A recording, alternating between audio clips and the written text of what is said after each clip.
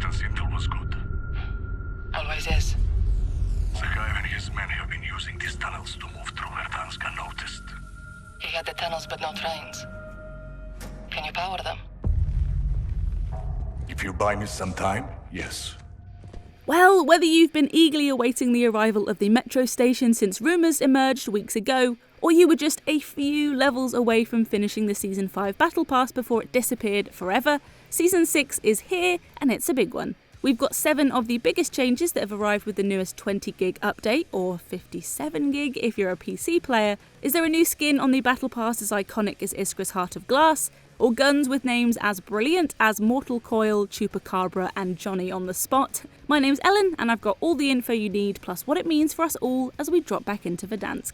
There's a new way to get around Verdansk in the form of metro stations. There are 7 placed in a circle around the map with trains heading in both directions to whisk you between Airport, Lozov Pass, Verdansk Centre, Downtown, Baraket Shopping District, Verdansk Train Station and Torsk Block. Each station has gear and loot inside, as well as additional ladder access from the platform to street level if you need to make a quick getaway. It's a free-to-use system, just hop on a train in the direction you want to go, but there are a couple of rules. The trains won't move if there's any fighting in the carriages. The trains also won't stop at a station if it's outside the circle, so you don't need to worry about getting the southbound to Gastown by accident. And a word of advice, don't do what I immediately did and jump on the tracks, because you will get electrocuted and it will cost you health. You're welcome. Some familiar faces from Modern Warfare are joining Warzone in the shape of rebel leader Farah and Captain Price's shady Russian friend Nikolai. Farah is an instant unlock at tier 0 in the Season 6 Battle Pass and comes with some additional skins to unlock by completing her operator missions. Weirdly, Minotaur also gets a new skin, unlocked at the same time,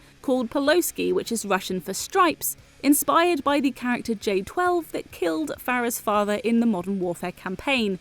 Plus, there's a screwdriver that Farah used to kill that same character as a child, now available in the form of a tier 5 tactical knife unlock. It's also called Innocence Lost, just to make the whole thing extra weird. Nikolai, on the other hand, comes with no emotional baggage, but will need a little work as he unlocks at tier 100. He also comes with additional skins to unlock by completing his operator missions, so they should keep you busy for a while.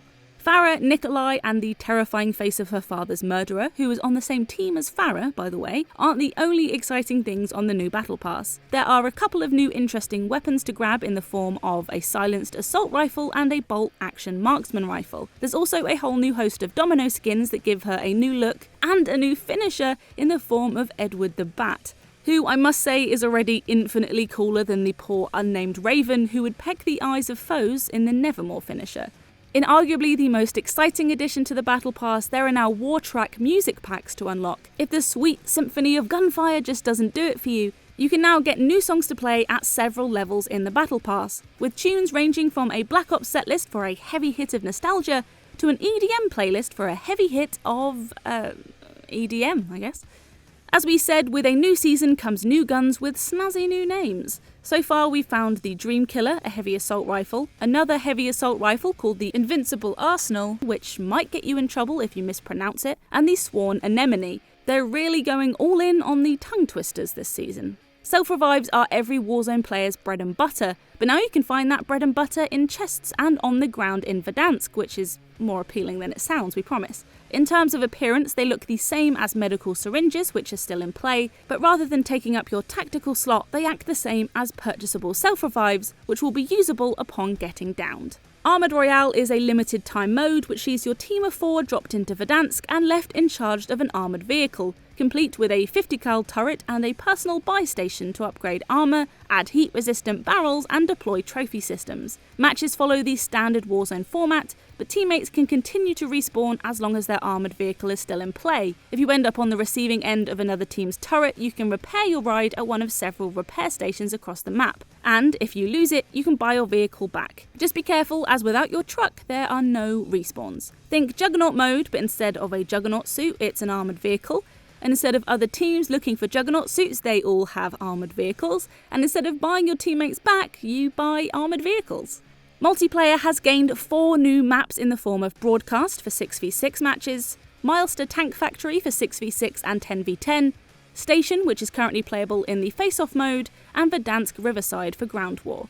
Multiplayer is constantly changing its game modes, but right now we're most excited about the addition of Killstreak Confirmed, which sees players collect the dog tags of enemies to gain kill streaks, the progress of which doesn't reset when you die, which inevitably I will. The station map is also a really interesting one, and possibly a personal new favourite of mine because it allows players to weave in and out of empty carriages and platforms. It's super close quarters and you're able to see straight across to the opposite end of the map, but there's plenty opportunities for cover and tactical play. So there you have it, the 7 biggest changes to Call of Duty now Season 6 has arrived.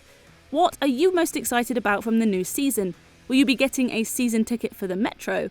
Let us know in the comments and subscribe to Games Radar for more news, reviews, guides and previews. Thanks for watching.